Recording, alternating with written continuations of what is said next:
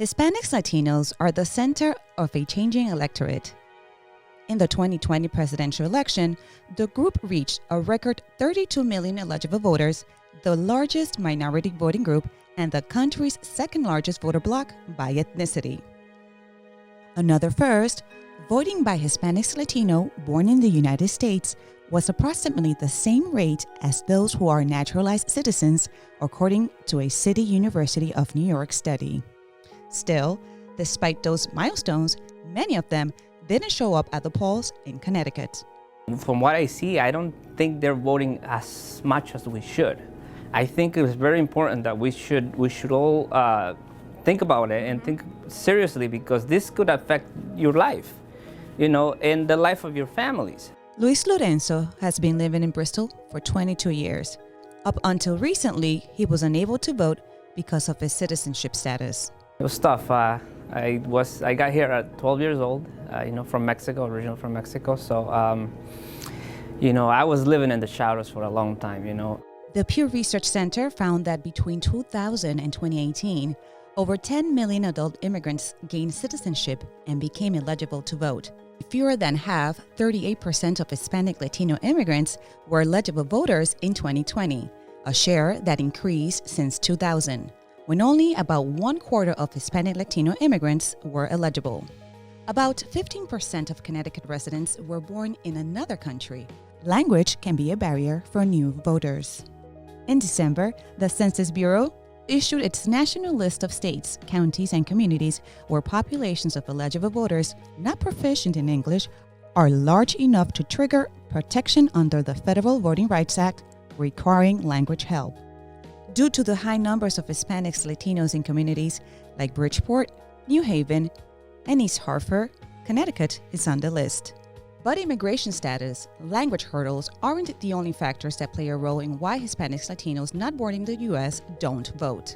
For some Latino voters, that is not that they don't understand English, because of course more and more Latinos now have English proficiency skills. But they don't identify with those candidates. While Hispanics-Latinos make up more than 60 million of the country's population, about 6,700 elected officials are Hispanic-Latino. According to a 2018 analysis by NALEO, that amounts to a political representation rate of just over 1% in local, state, and federal elected offices. In Connecticut, no Hispanic-Latinos has ever held one of the 6 constitutional statewide offices. The same goes for the 5 congressional seats. Valeriano Ramos with Everyday Democracy adds that there is a communication problem in engaging with Hispanic-Latino voters. The candidates, more often than not, and the political parties don't always know how to communicate a message to the Latino community. May explain why they don't feel that they're connected with the candidates, and they therefore don't feel the urge to participate.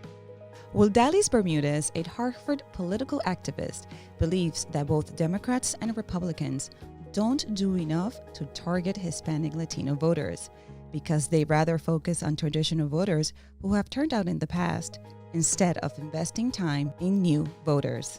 That can explain the drop in registration by naturalized Hispanics-Latinos, a research at the Center for Latin American, Caribbean, and Latino Studies at CUNY discovered.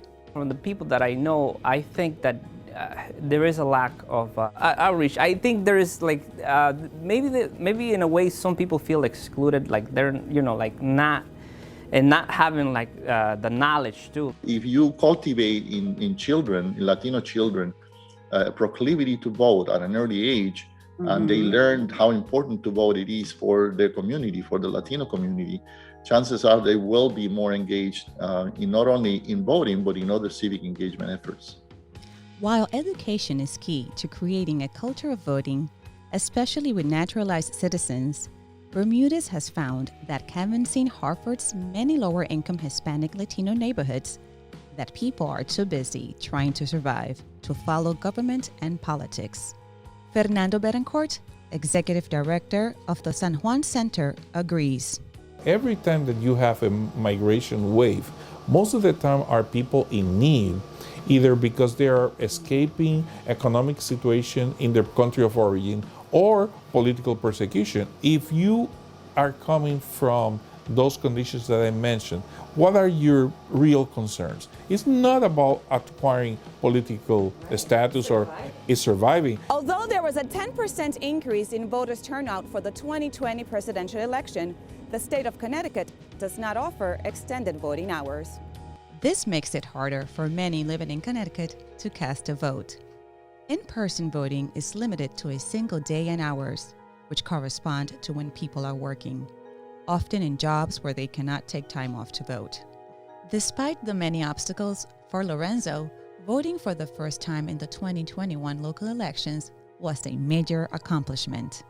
Now, with me becoming a citizen, it gave me that opportunity to contribute, to have a voice. It was exciting. It gave me the opportunity to elect or try to elect the person that I wanted for my local. For Connecticut Latino News, I'm Maricela Baez.